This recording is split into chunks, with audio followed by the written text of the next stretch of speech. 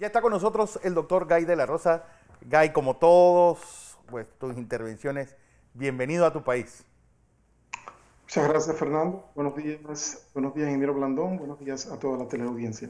Guy, hay una nueva data de cómo los adultos se contagian de este virus y obviamente muy instructivo para pues, saber los panameños tomar las medidas necesarias para no tener esa escalada que está tomando el virus en nuestro país. Sí, efectivamente, Fernando. Este es un artículo que salió recientemente publicado en la revista MMWR, que son las siglas en inglés del Reporte Semanal de Morbilidad y Mortalidad por parte del Centro de Control de Infecciones, del CDC de los Estados Unidos. Y a mí me parece que esta es una publicación importante. Es un artículo de 4 o 5 páginas, un tanto denso, con tablas y datos, pues realmente interesantes. Pero pienso que antes de ir al dato principal, yo quisiera dar un poquitito acerca de lo que es la razón por la que este estudio es importante. La mayor parte de la información epidemiológica que tenemos hasta la fecha con respecto a COVID-19 realmente procede de estudios provenientes de pacientes hospitalizados. Y cuando se ha observado data de pacientes no hospitalizados, típicamente son data proveniente de congregaciones, data proveniente de plantas procesadoras de alimentos e incluso de instituciones para personas de la tercera edad con enfermedades crónicas.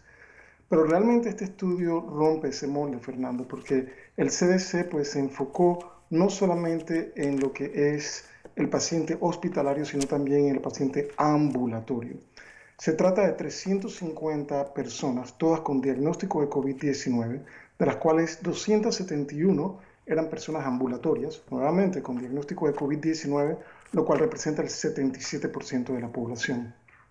La edad promedio era aproximadamente 43 años, un poquito más de pacientes femeninas, 53%, interesantemente 33% de hispanos, básicamente una tercera parte de la población evaluada.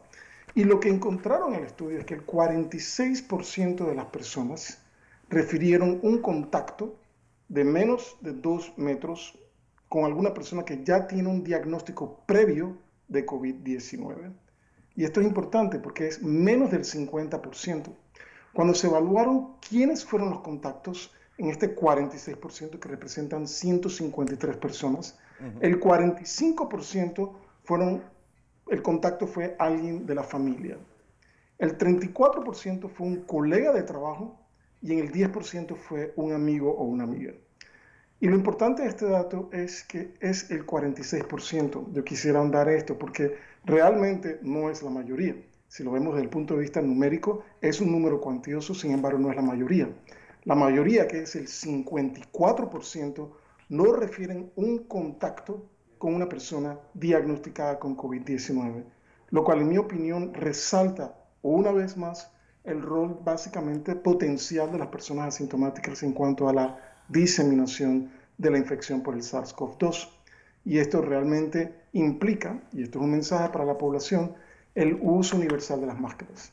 Realmente no podemos determinar quién es una persona que es positiva, quién es una persona que es negativa.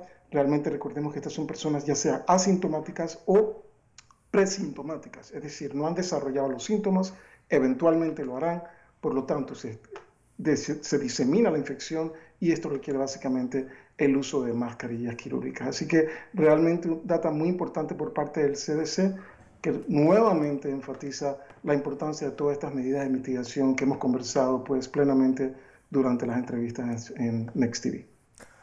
Sobre los síndromes pediátricos, pasemos ahora a los niños, porque este síndrome pediátrico inflamatorio multisistémico, es decir, es una enfermedad asociada a los niños cuando tienen COVID. Sí, Fernando, y pienso que este es un tema muy importante. Yo he recibido preguntas constantes acerca de ese tema. Pienso que existe un cierto grado de preocupación, particularmente por aquellos padres que tienen niños pequeños. Y me gustaría utilizar esta oportunidad para dar un vistazo global. Quiero traer a colación también el hecho de que casualmente esta semana han salido 4 publicaciones para que la teleaudiencia comprenda la importancia de este tema. 4 publicaciones han salido a la luz pública, 2 en el New England Journal of Medicine, casualmente el lunes, y 2 publicaciones casualmente en el día de ayer en la revista Lancet. Nuevamente, toda esta información está en el dominio público, cualquier persona puede accesar básicamente el manuscrito o el estudio por completo. Sabemos que en niños la infección por el SARS-CoV-2 o la enfermedad de COVID-19 generalmente es leve. Sin embargo, en raros casos, Fernando, puede ocurrir complicaciones y puede ocurrir generación de enfermedad severa, lo cual realmente es importante porque las manifestaciones clínicas de estos niños y adolescentes con enfermedad severa es distinta a las manifestaciones clínicas que observamos en los adultos. Parte del problema, Fernando, es que la nomenclatura, es decir, la denominación, el nombre que se le ha dado a esta entidad clínica ha variado considerablemente. Si usted revisa la data, se dará cuenta que diferentes nombres se han utilizado. Algunos utilizan las siglas MISC, las cuales son las siglas en inglés del síndrome de inflamación multisistema. Sin embargo, se han utilizado otro tipo de denominaciones, como por ejemplo PMIS o PMISTS, para complicar el asunto un tanto. Realmente es la misma enfermedad, el mismo síndrome, es un síndrome inflamatorio multisistema pediátrico y la TS significa que está temporalmente asociado al SARS-CoV-2. Una denominación un tanto más sencilla que ha sido utilizada en la literatura médica es síndrome pediátrico hiperinflamatorio. Todos estos nombres, estas denominaciones realmente implican el mismo síndrome, la misma enfermedad. Se trata de un proceso inflamatorio en pacientes pediátricos que tiene compromiso de múltiples sistemas, múltiples órganos y que tiene una asociación temporal con esta epidemia o pandemia del SARS-CoV-2. Ahora, ¿qué es lo importante para los padres, madres y personas que cuidan niños y también a los adolescentes? Y eso es lo que yo quisiera enfatizar, porque entiendo que el Ministerio y la Caja del Seguro Social han enviado comunicados para que estos casos sean reportados. Sin embargo, se hace imperativo educar a la población acerca de cuáles son las manifestaciones clínicas. Desde el punto de vista epidemiológico, sabemos que los pacientes mayormente afectados son los niños y los adolescentes. Pero a diferencia de la tradicional enfermedad de Kawasaki, que ha sido pues, una entidad ampliamente descrita, estos niños tienden a ser mayores de edad, incluso adolescentes. El otro punto es el componente étnico y el componente racial. La enfermedad de Kawasaki es primordialmente una enfermedad que se observa en niños de descendencia asiática. De hecho, si observamos la data asiática, la incidencia de esta enfermedad de Kawasaki es 10 a 20 veces mayor de lo que se observa en Estados Unidos y en Europa. Sin embargo, cuando vemos este síndrome inflamatorio temporalmente asociado con el SARS-CoV-2, cambia por completo la etnicidad y la raza de los niños afectados. Sabemos que los niños hispanos y los niños de raza negra tienen lo que aparenta ser un incremento en la predisposición a desarrollar este síndrome. Así que desde el punto de vista etario, desde el punto de vista de edad, los niños tienden a ser un tanto mayores, incluso adolescentes, y desde el punto de vista étnico, los niños hispanos aparentan tener un incremento en el riesgo y los niños de raza negra aparentan tener un incremento en el riesgo. Ahora, con respecto a qué sabemos con respecto a la enfermedad, pues los primeros reportes fueron incipientes. 8 casos reportados en el Reino Unido, posteriormente salió un estudio de 58 pacientes también del Reino Unido, la data de Francia, la data de Italia, el caso de 33 pacientes en Nueva York. Sin embargo, hoy en día tenemos información de estudios o reportes de casos mucho más cuantiosos, lo cual nos da un mejor panorama de las manifestaciones clínicas. ¿Qué es lo que tienen que saber aquí los padres, madres y personas que cuidan niños pequeños o incluso, como he comentado anteriormente, los adolescentes? Las manifestaciones clínicas son claras. La fiebre es persistente, típicamente por más de 2 a 3 días consecutivos y se presenta en el 100% de los casos. ¿Okay? Cuando observamos manifestaciones gastrointestinales, es decir, vómitos, diarrea y dolor de barriga, dolor abdominal, se observa entre el 60 y el 100% de los pacientes. Rash se observa entre el 52 y el 76% de los pacientes. Conjuntivitis, es decir, enrojecimiento del área blanca de los ojos, se observa en aproximadamente un 50 a un 80% de los pacientes. Otras manifestaciones importantes son el enrojecimiento de los labios y el enrojecimiento, perdón, de la mucosa oral, de la parte interna de la boca y de la garganta. Esto se observa entre el 29 y el 76% de los pacientes. Incluso manifestaciones neurológicas pueden estar presentes, Fernando. Confusión, letargo, dolor de cabeza, un tanto menos frecuentes, entre el 30 y el 50%. Hinchazón de los pies y de las manos se observa en menor frecuencia, aproximadamente un 10%. Y el dolor de garganta, 1 de cada 10 pacientes, aproximadamente el 10%. El otro punto importante es que cuando se hacen las pruebas del coronavirus, el PCR va a salir positivo en muchos casos. Sin embargo, el PCR va a ser negativo en otros casos. Y cuando se hace la serología, es decir, la medición de anticuerpos en sangre, y generalmente son dos anticuerpos, el anticuerpo IgM y el anticuerpo IgG, generalmente la prueba de serología sale positiva. Y esto es importante, Fernando, porque esto implica hasta cierto punto que el SARS-CoV-2, el agente, el coronavirus que causa el COVID-19, funciona como un agente que produce una disregulación del sistema inmune y obviamente por eso es que vemos una transición entre la fase aguda de la enfermedad y posteriormente las manifestaciones estas del síndrome hiperinflamatorio en pacientes pediátricos. Dos puntos finales con respecto a esta entidad clínica. Si observamos la data que fue publicada en el New England Journal of Medicine casualmente el lunes de esta semana, son dos artículos. El primero es un artículo que condensa la experiencia de Nueva York, solamente Nueva York. Son 95 pacientes pediátricos, el 36% son hispanos. Y esto llama enormemente la atención. Como he comentado anteriormente, aparentemente la data indica un incremento en el riesgo en pacientes de etnia hispana. Cuando observamos el PCR fue positivo en el 51% de los casos. Sin embargo, la serología estuvo positiva prácticamente en todos los casos, lo cual implica que si el PCR es negativo, la serología existe una alta posibilidad de que sea positiva. El 53% de los pacientes tuvieron compromiso del corazón, es decir, lo que es inflamación del músculo cardíaco. 80% de estos niños terminaron en la unidad de cuidados intensivos y hubo desafortunadamente 2 fallecimientos. Si observamos la data, el otro artículo que fue publicado en el New England Journal of Medicine, este es un tanto más amplio porque incluye data de 26 estados a lo largo y ancho de los Estados Unidos. El número de casos es mayor, se incrementa a 186. Recordemos, el estudio previo son 95 pacientes. Este estudio tiene 186 pacientes pediátricos. El promedio de edad es de aproximadamente 8.3 años. Cuando vamos a ver la data desde el punto de vista étnico, 31% de los pacientes son de etnia hispana. Nuevamente, el dato es consistente. El 73% de los niños no tenían enfermedad de fondo. Y esto es importante, Fernando, porque en la enfermedad de Kawasaki, un número plural de los niños típicamente tienen una enfermedad subyacente. Sin embargo, con este síndrome hiperinflamatorio pediátrico, de hecho, la mayoría de los niños son sanos, no tienen una enfermedad previa. Y este es el caso casualmente de este estudio. 73% de los niños no tienen una enfermedad previa.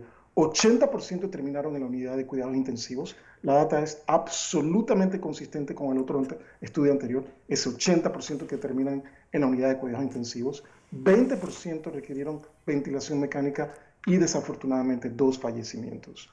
Entonces, en conclusión, tenemos que recordar, es infrecuente si consideramos realmente que los niños cuando se infectan con el SARS-CoV-2 generalmente desarrollan un cuadro leve a moderado.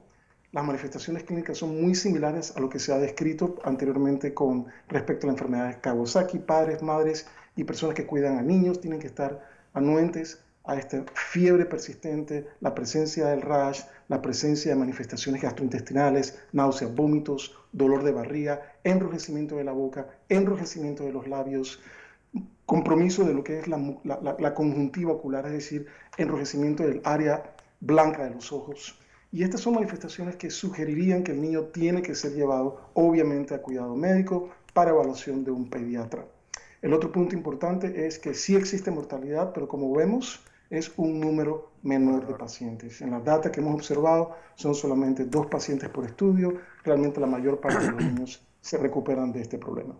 Guy, el ingeniero Blandón con nosotros. Sí, me iba a decir doctor, pero yo no soy doctor. Buenos días, doctor, un placer tenerlo. Oiga, voy a aprovechar su conocimiento médico y como infectólogo para hacerle una pregunta que está en la mente de mucha gente. ¿Qué hay detrás de este casi imparable incremento de los casos de COVID-19 en los Estados Unidos, en México, en Colombia, que está de frontera de nosotros, que ayer tuvo 4.019 casos positivos, en Brasil, que es casi imparable lo que está ocurriendo, en Argentina, que han tenido que tomar medidas, en Panamá, que también se ha disparado? Colombia. ¿Qué nos dice de la dinámica de este virus, doctor? Porque hay gente aquí que dice, bueno, ya se nos está acabando la paciencia. Mi criterio es que ahora es que vamos a necesitar paciencia. Claro, efectivamente. Y este es un tema muy importante porque lo estamos observando en múltiples países. Pienso, ingeniero, que las causas pueden ser múltiples. Y esto lo vamos a entender en las semanas subsiguientes. Estoy seguro que data va a ser generada para tratar de comprender realmente qué es lo que está sucediendo aquí en estos países desde el punto de vista epidemiológico. Número uno, yo pienso que el incremento en el número de casos refleja hasta cierto punto el incremento en la transmisión debido a la apertura económica. Esto ocurrió en Florida, ocurrió en Texas, ocurrió en Arizona, ocurre casualmente en California, que era un estado que tenía la situación relativamente controlada. Sin embargo, si observamos la reapertura en estos estados, obviamente se asoció a un incremento en los casos diagnosticados. El otro punto es el incremento en pruebas. En Estados Unidos se están haciendo promedio de aproximadamente, creo que el número se ha incrementado, pero es realmente, creo que la cifra actual está en aproximadamente 50.000 casos diarios. La semana pasada estábamos aproximadamente 45.000 casos diarios y creo que actualmente estamos por arriba de los 50.000 casos diarios diagnosticados. Realmente impresionante, pero esto es reflejo del número de pruebas que se están haciendo. En el mes de mayo se estaban haciendo mayo-abril se estaban haciendo aproximadamente entre 200 y 300.000 pruebas diarias en Estados Unidos. Hoy se están realizando aproximadamente 500.000 pruebas diarias. Así que a medida que incrementamos el número de pruebas, obviamente tenemos una mayor probabilidad de identificar casos. Creo que esto también está ocurriendo en Panamá. Recordemos que hoy pues, se está haciendo un número plural de pruebas. Estábamos en un número inferior de pruebas y hoy creo que el país ha incrementado el número de pruebas, por lo cual obviamente se incrementa el número de diagnósticos. El tercer problema yo pienso que es también conducta humana, ingeniero. Pienso que después de un lockdown, después de una cuarentena prolongada, la gente tiene la necesidad de salir. Y con la reapertura de los bloques, obviamente, pues esto ocurre un efecto sinergístico. La gente pues quiere salir, han estado hacinadas por semanas, meses, y obviamente ocurre la reapertura de los bloques, lo cual obviamente implica mayor contacto humano, menor distanciamiento social, incremento de transmisión. Así que creo que esto está ocurriendo tanto en Estados Unidos, creo que está también ocurriendo en Panamá y en muchos otros países, en donde realmente no se puede controlar esto del distanciamiento y el uso de mascarillas quirúrgicas.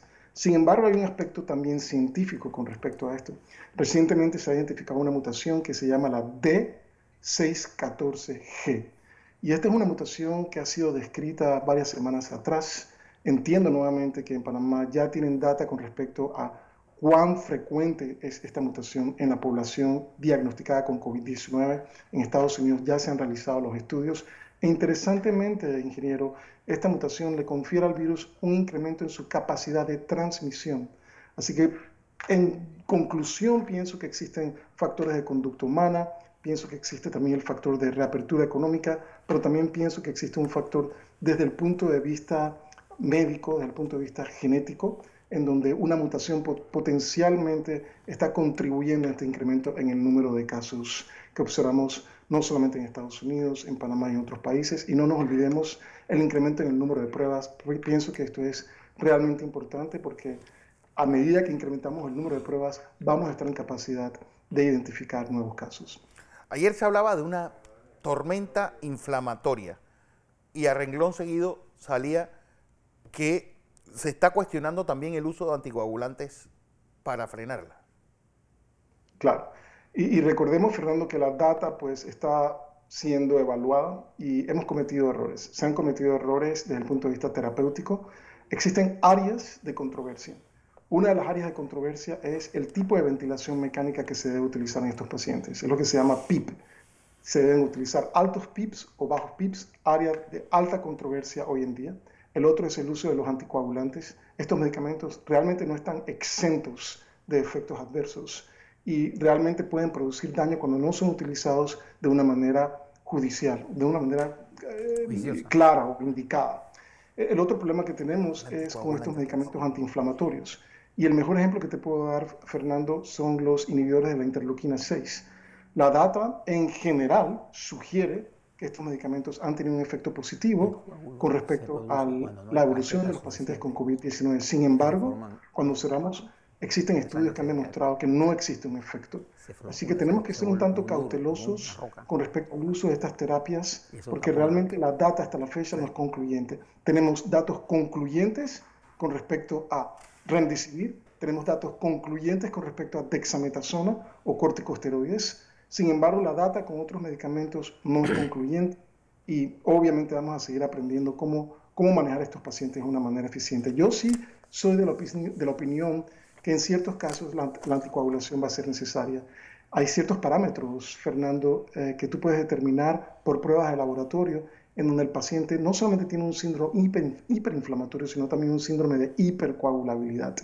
Yo creo que en estos casos, cuando por ejemplo tienes afección de la concentración de fibrinógeno, cuando tienes implicaciones con respecto al dímero D, sería necesario probablemente una intervención con anticoagulantes. Así que pienso que no es para todos los pacientes, pero si existe una indicación, pues esa sería la maniobra terapéutica que hubiese o que tendría que ser utilizada en estos casos. Guy de la Rosa, como siempre, un placer tenerte en Panamá, infectólogo panameño radicado en Estados Unidos.